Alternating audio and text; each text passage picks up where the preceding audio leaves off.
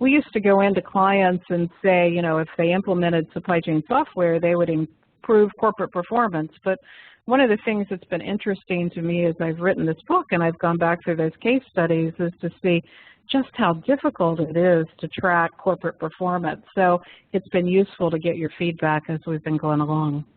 Gina, spend a little time introducing yourself to the audience. Sure thing. I'm Gina Delvecchio. I've also been a supply chain professional for about 20 years now, most recently as Vice President of Supply Chain for Area International. I've been involved in wholesale businesses, retail businesses, and e-commerce businesses. And what I'm finding particularly exciting about the work, Laura, is so much of supply chain over the course of my career has been very focused on the connection with the manufacturing team and looking at supply and how to push supply out into the market to hit individual financial plans. And certainly many companies have been very successful with that methodology for a long, long time. Over the past years, however, demand patterns we are finding with consumer feedback so readily through social media sites and actual product sites, the demand patterns might be a little bit different than we thought over the many years. So what I'm finding very exciting is the concept of going consumer back through all of the processes to better align supply to demand patterns. And I'm really excited with what you're doing with this work and very hopeful about it. Well, each of you have read chapters 1 through 4, and the book is 8 chapters, and it's about 95,000 words. And I got to tell you, it's a lot easier to say you're going to write 95,000 words than to slog through it at your kitchen table. And each of the chapters have had 4 to 5 different rewrites, and you guys have been patient enough to read the rewrites. So, Regina, let's go to the next slide. And because what I want to do is kind of get your impression of the book and you know, what you're thinking as you're reading all the chapters. Regina, next slide. So, you know, we had Bricks Matter, right? And Gina, you read Bricks Matter several times. How would you contrast Metrics That Matter to the Bricks Matter book that you read? I would say that Bricks Matter, my reading of it is that it is a slightly more theoretical piece, a good foundational piece for up-and-coming supply chain professionals to understand the, you know, historically the legacy metrics that we look at in organizations in supply chains. There's a ton of great information, tables, methodology to consider. Moving to Metrics That Matter, the reader is getting a much more tactical look and feel for what the supply chain leader and supply chain team is going through in the organization. There's a tremendous amount of pressure coming from the front end, sales, marketing, consumers, and the back end, supply, factory loading, manufacturing. It all ends up in the middle in that supply chain leader's desk. And I think Metrics That Matter has done a wonderful job of really exploring what does that supply chain leader do, how does he or she think about the business, and what methodologies, what paths for that specific company can they design for success. And Eric, how do you feel about Metrics That Matter versus Bricks Matter? How would you contrast the two manuscripts? So I would say, I'd agree with Gina. I think that the way I was thinking about it is that in Bricks Matter, you talked a lot about the what, and you talked a lot about the demand-driven supply chain and why that's critical to corporate performance, and that was the why. So it's kind of like Bricks Matter had the what and the why pretty well laid out, and you also introduced the concept that at the time when you were doing Bricks Matter was becoming more important, and is even more important now, which was corporate responsibility and social responsibility, sustainability, and how those factors come into play. I think of Metrics That Matter as the how. So you did the what and the why in Bricks Matter, and Metrics Matter is the how. And the key takeaway from the first 4 chapters has been that you have to have a clear understanding of your objectives, how your performance is related to your peer group, and then how you're going to get alignment across the leadership. So I'd agree with Gina. I think it's much more tactical and a great guidebook. Well, you know, how about the audience? Gina, who do you think is the right audience for this, and how do you think it should be used? Well, for metrics that matter, as you know, I have used bricks that matter on my teams to just get everyone aligned in thinking.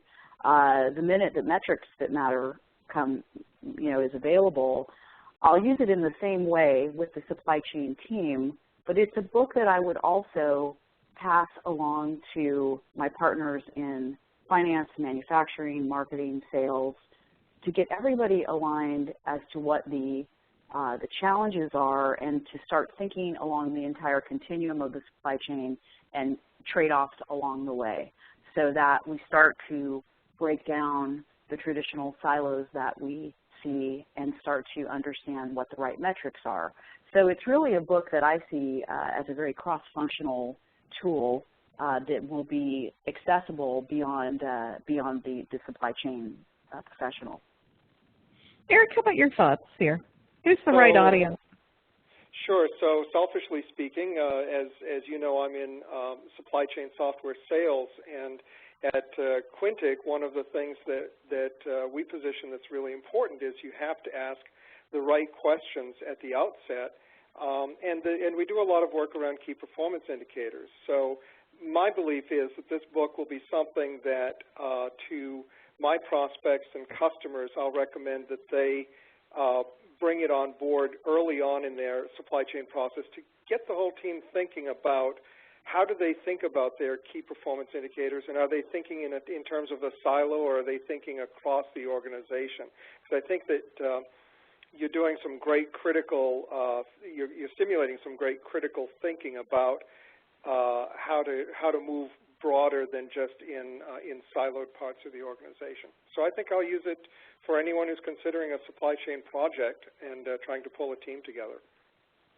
Well, let's get into it. So at the beginning of Chapter 1, I introduced this fictional character, the average Joe. And the average Joe is representative of a collective group of characters I've worked with on strategy days. And he's looking at value stream analysis, and he's looking at supply chain excellence, but he doesn't know what value is, even though he's working on value stream analysis, and he doesn't know what supply chain excellence is. So he has a workshop, and he writes this big, hairy, audacious goal for inventory.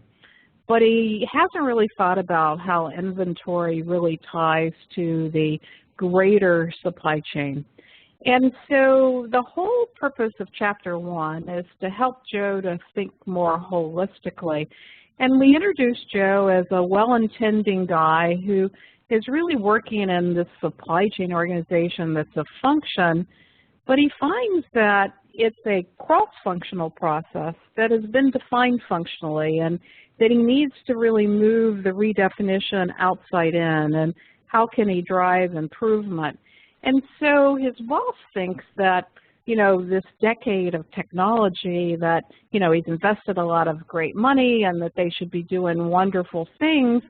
And Joe really stumbles on the concept with me that the supply chain is a system that is really looking at growth, profitability, cycles, and complexity. And he thinks about how complexity has risen in the organization and how his organization's stuck, like 9 out of 10 companies are stuck, at the intersection of profitability and cycles.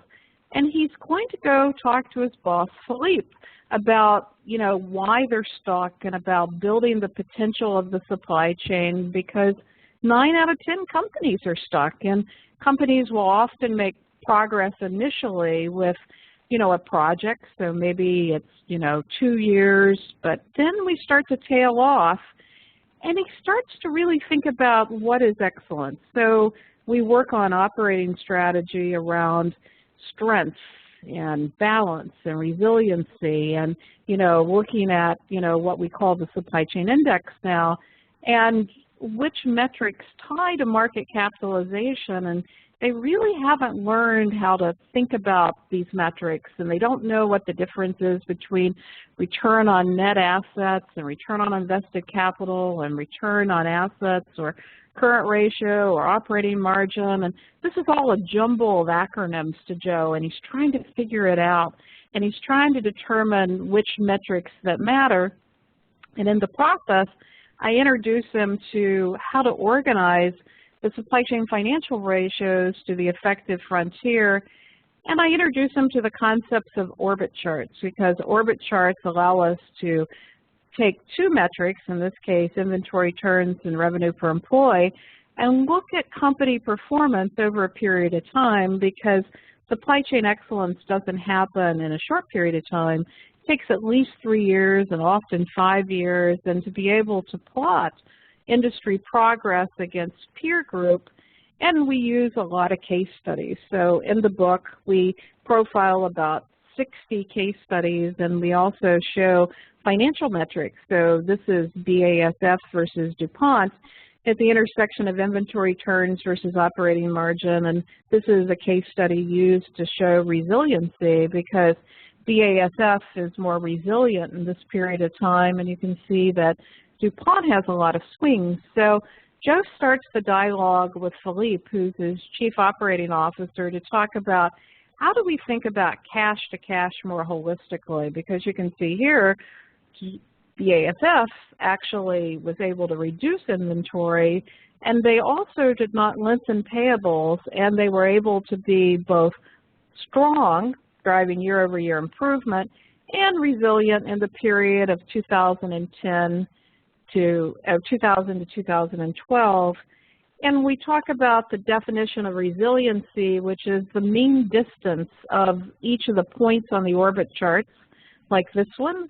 And he talks to Philippe about that and about how he thinks it ties to their journey, because he looks at contrasts of the case studies, and he starts to have more of an opening and awareness of supply chain excellence.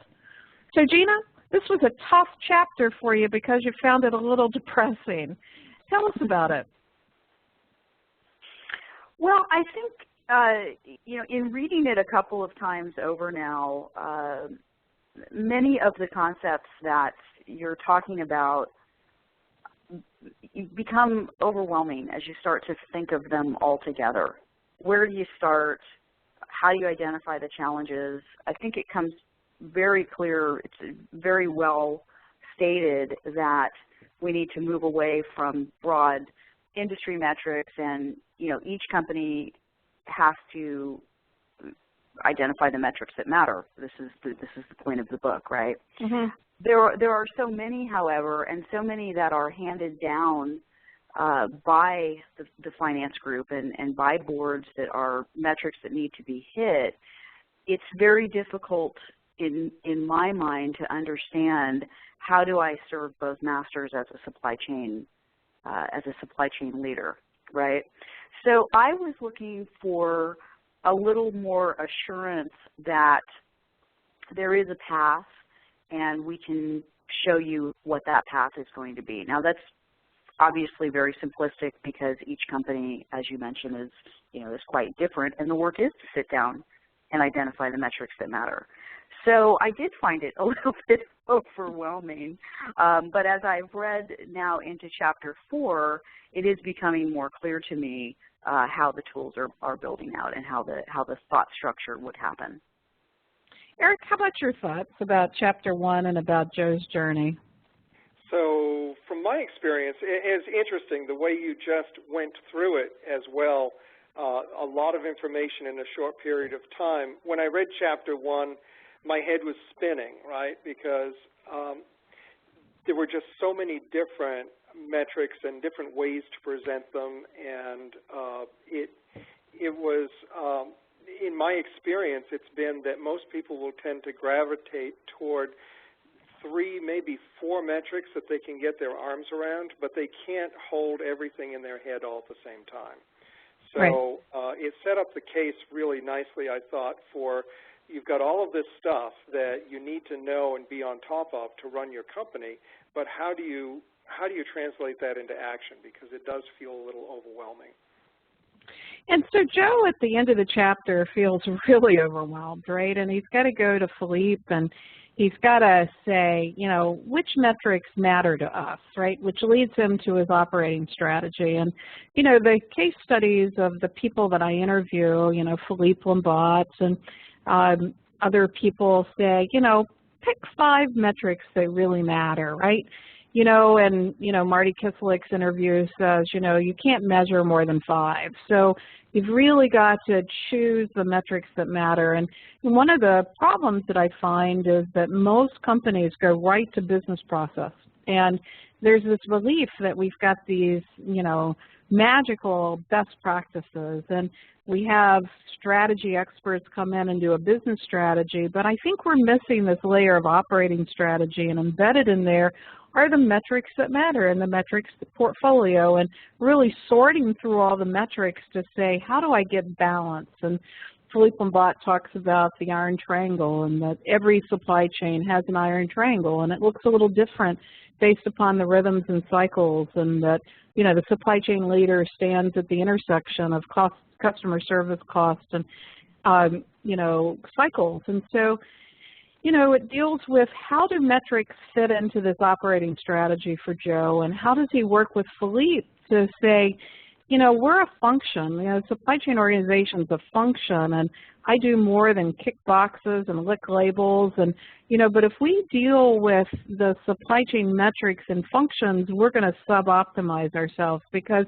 these are conflicting, and instead we've got to go on a journey. We've got to look at how do we move from program objectives where we look at, you know, a return on a project, and we've got a lot of projects that don't necessarily tie to the whole, to really look through functional metrics to drive alignment, balance, and resiliency for the corporation. And so through this chapter, we've got a lot of case studies, and he's trying to get clear with Philippe that we just can't apply the old DuPont model on return on investment for projects and assume that project A plus project B plus project C is going to end up with corporate performance. And so that's really the goal of Chapter 2. So Eric, what did you think of Chapter 2? So it seemed to me that it started,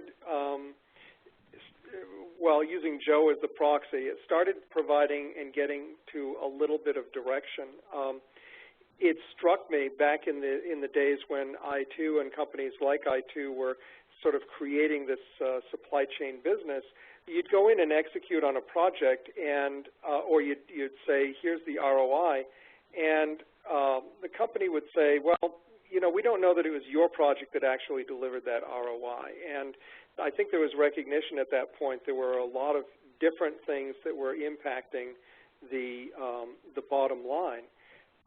So I think that in Chapter 3 it started providing a mechanism to sort of sort that out a little bit so that you could decide where you want to prioritize and what do you want to use to run your objectives when you're trying to achieve a transformation. What do you think, Gina? What spoke to you about Chapter 2? Well, what really spoke to me and was so exciting to think about is the idea that there might be a disconnect between the business strategy and the operational strategy. And I say there might be with a little bit of humor, because if you talk to the operational middle management of a company, oftentimes I've been in the position of having very confused operators sitting across, you know, a conference table saying we really don't understand how to execute on the strategy. And I have been in at least 2 senior roles where that becomes very frustrating for senior strategy teams, because the senior strategy team is very clear on what the business strategy is. They know what they want it to be, and somehow they expect through the ether of the operational actors to be able to execute on it. So I really like that Chapter 2 starts to infer that that's where we need to get into that middle part of the equation, and maybe go so far as talking to the individual operating teams about what metrics really matter to them in their mind in making the goals. Because sometimes when you're sitting on a leadership team and, you can get very attached on an ego basis to inventory turns that are getting better and better, but not looking at sell-through numbers that should, correlate in some particular way. So I really like how we're, Chapter 2 is getting us to that conversation, and I'm excited to see how that applies in an organization like the ones that I've worked for. Well, great. And so then Chapter 3, Joe realizes that he's got to build a guiding coalition, but he's not really sure how, right? And he looks at the research and he sees that most of the supply chains are inside out, not outside in. And he wants to go about building a value network, and he knows he's in a seasonal business with a lot of disruptions, the demand volatility is high, but he wants to build a value chain that can go across sales and marketing and use sales data. And he's got to convince his sales guy, Frank, that that's okay, that, he needs to have channel data, that he can't just allow sales to operate in a function or marketing to operate in a function, but he's really got to go outside in, and he's got to really work on push-pull boundaries, and he's got to build networks because of rising demand volatility, and he realizes he can't see the contract packing signals that he's got. And he's got to go forward and he's got to convince Philippe that he's got to automate the network.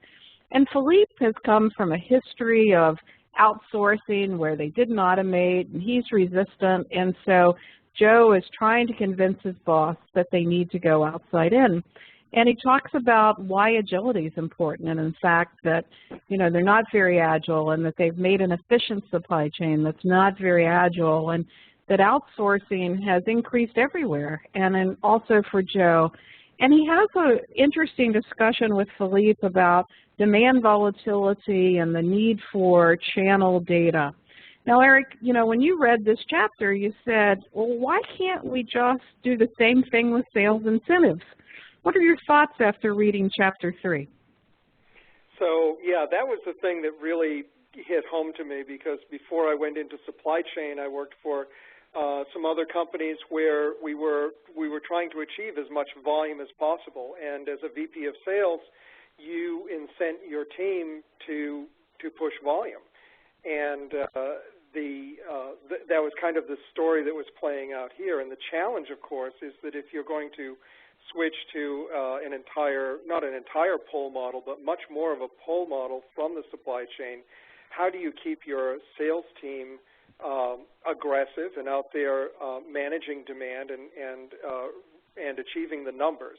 Because somewhere there's going to be some turmoil. Either you will confuse the sales team, or you'll turn your really good hunters into farmers all of a sudden, and you'll see that you won't get the growth that you wanted. So some of the concepts that you brought up in this chapter, I don't know if you're going to go into the IBAT scenario, but it really raised a lot of questions to me about how do you align sales incentives so that you can get alignment with the sales organization with a different way of doing business. Yeah, Gina, how about your thoughts here? What comes to me listening to you recap the chapter and then listening to the comments, it takes a really high degree of influencing skills and trust across the leadership team for the supply chain leader to really start to move the model to a pull model from a push model. It's all well and good to push lots of products into the market, particularly if you are in a wholesale model. You don't see what happens with those products in terms of promotional cadence with your customers oftentimes. And I think more and more brands are believing that brand strength is really they need to maintain brand strength. Promotional cadence has to be controlled to some degree, and it becomes very important to feed inventory and products into the wholesale environment in a way that has a very elegant cadence in terms of sell-through and the replenishment model so that prices can be kept at first price, if you will.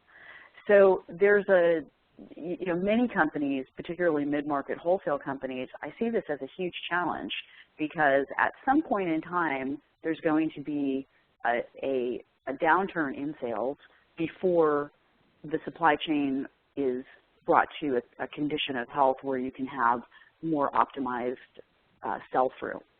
So it really, as I visualize it in my mind, it's like taking your team into a somewhat dark hole and saying, we're going to come out on the other side and this is actually going to be better for the business.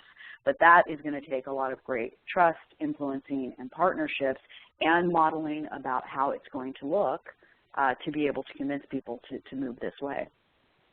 Well, and in the process of writing the book, one of the things about writing a book is I am always going to conferences and I get these great gifts. I went to a conference at Penn State and I heard the presentation of IBM IBAT, which is an example of building demand networks. And essentially, IBM was selling personal computers, and personal computers were declining in cost, and the raw materials were more volatile. And they were trying to manage a global network through a distributor model. And they were doing the transformation of sales from inside out to outside in. And it was a 8-year case study, and 4 of the first years were, put in technology and deal with demand visibility, but they didn't really change the behaviors. And the case study talks about changing those behaviors through global distributor relationships around the world. And what I love about that case study, which is actually going to be presented at our conference in September, is the root discussion around changing behaviors from outside in, and how we do that. And, Eric, I thought, that's the essence of where I think a lot of companies are struggling today. What do you think? Sure. I mean, I'm a sales guy through and through, and we're kind of excitable when you talk about things that are going to impact our compensation. Or more importantly, if you've put together a team that really is working well, and all of a sudden you're starting to become worried about a transition period where there is uncertainty, you start thinking about how do I retain those key performers, and how do I keep them excited about what we're doing. So, yeah, transition's a very risky period of time, particularly where you've got, say, volatile personalities that you tend to get in sales. Yeah, and we've got volatile personalities in this particular organization. But, as we move into Chapter 4, one of the things we talk about is building a guiding coalition. And, Gina, anything that you have to add about what a guiding coalition looks like, or any insights from the book about how to build that team? Well, my bias is that the guiding coalition really needs to include the C-level in a very active way. I think that we've found through years of S&OP process work, it's not the sexiest meeting in a company, but to my mind, it's become one of the most critical meetings, but it is very difficult to get consistent participation, active listening, and engagement on the C-level. So as I think through a guiding coalition, oftentimes companies, and this may be the case with Joe's company as well, there are a core group of people that tend to drive these meetings, tend to be the ones that have the loudest voices and maybe know the most historically about the company. And so what I would say is really consistent C-level participation and really thinking outside of the box about who comes to the meetings, who has the voice. It might be some of those quieter people that are studying the metrics behind the scenes and know a whole lot about the business that need to have some airtime. Yeah. And so in Chapter 4, we introduced Joe's organization. So we've got Edgar Simpson, who's the president, and he's getting ready to retire. And, one of the things about Edgar is he used to work at GE, and he believes that GE and that methodology represents the best way to run operations. And we also have Philippe, and Philippe is dealing with, you know, how does he manage Joe, and he's the Chief Operations Officer. And Philippe is very sure that Dell is the best way to run an organization. And we've got Frank Hartwell of sales. He's very flashy, flamboyant. You know, he knows how to do this best. And he used to work at Procter & Gamble, and he thinks Procter & Gamble is the best way to run the organization. And the kind of those processes. And then we've got Lou Banks, who used to work at Unilever, who's the Chief Financial Officer, who's, you know, very much about the numbers. And he also believes that, you know, he knows the best way. And what they don't realize is each of them have a different paradigm. And Joe, who reports to Philippe, is, you know, trying to drive this guiding coalition from the bottom.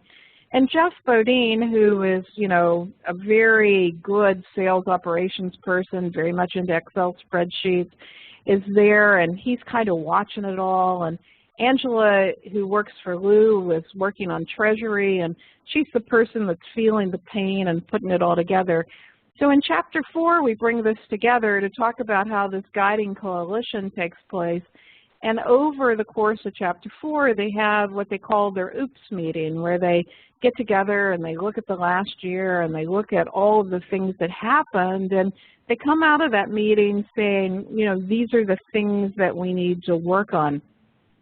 And one of the things that I think is really important is, you know, within organizations, we've got a number of things happening. We've got, you know, intellectual stuff around metrics and processes, but we've also got a lot of emotional and social and political issues. And so part of what we measure in the processes are so encased in the organizational behaviors. And so in this chapter, we bring those out, and the team comes together to really cement which metrics matter and why, and they start to build the answers of which supply chain or operation strategy really makes the most sense for them. Because in the chapters 5, 6, and 7, what we do is we actually take apart the value chains and we look at the progress of each of the companies within the value chains, and we answer the question, did Dell do it best, and what can we learn from high tech? Or did P&G do it best, and what can we learn from consumer electronics or consumer products? Or the GE way, you know, what can we learn from that? And so in this chapter, we start to build the guiding coalition. So Eric, what are your thoughts about this chapter? Well, it has all the makings of a really good whodunit in terms of all of the different characters and what their different agendas are. But what I found interesting in this chapter was how you got the team to focus on the facts as opposed to finger pointing, because in organizational dynamics, particularly between sales and production, there can be a lot of that. Yet using this sort of different orbit chart analytical method, it seemed a lot more natural to focus in on those oops moments and what happened, and using that as a methodology to get pretty much everyone on the same side of the table talking about how they wanted to move forward. So I really liked how this chapter evolved. It was a very, there's a lot of detail and a lot of information in this chapter, but I think anyone trying to put together a coalition to guide a supply chain project could take a lot of lessons learned from sort of your accumulation of lessons learned on how to go about doing it. What do you think, Gina?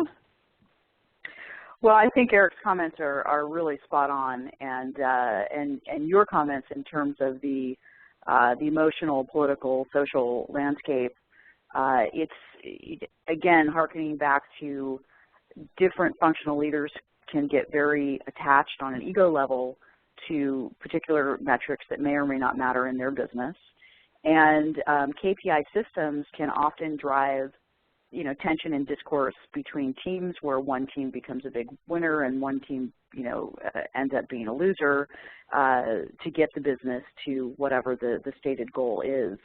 I think that if businesses are willing to start asking themselves, what best serves the business, what is the goal, here are the, how we're going to hit that goal.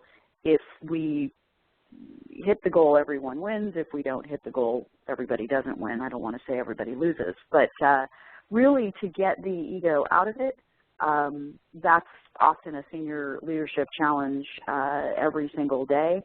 Again, the influencing and trust becomes very important, but sitting down with a coalition and really making the commitment about serving the business that we are in driving today, as opposed to looking across the green grass and saying competitor B or industry superstar C is hitting these numbers, and so we should hit those numbers. And it might not be valid for that business at all. So I think it's going to be very exciting to see how you tease that out in these next chapters and give some guidance on how to talk with the teams and influence the teams so that we can move to those behaviors.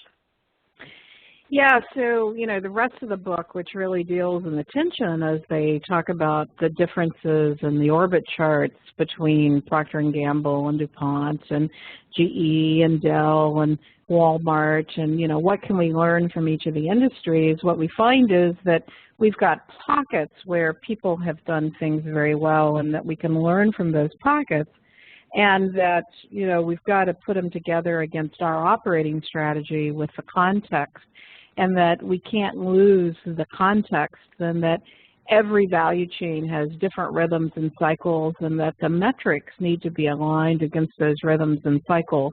So I'm not going to tell you how the book ends, but Eric, what were your key insights from the book? I'd say that the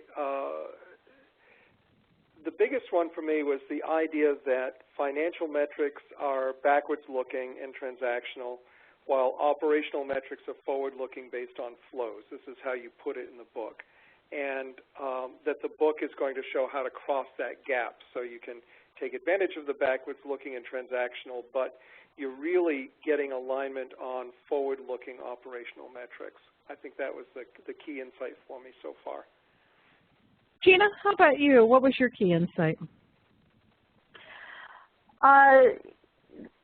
The main thing that really crystallized for me, and it's been bouncing around in my mind for a while now, which is why I'm so attracted to your work, that to go from a static model of here's what we can produce, and we're going to do a simple time series analysis, and this is how much we want to grow, and that it's very reliable that then this is what our performance is.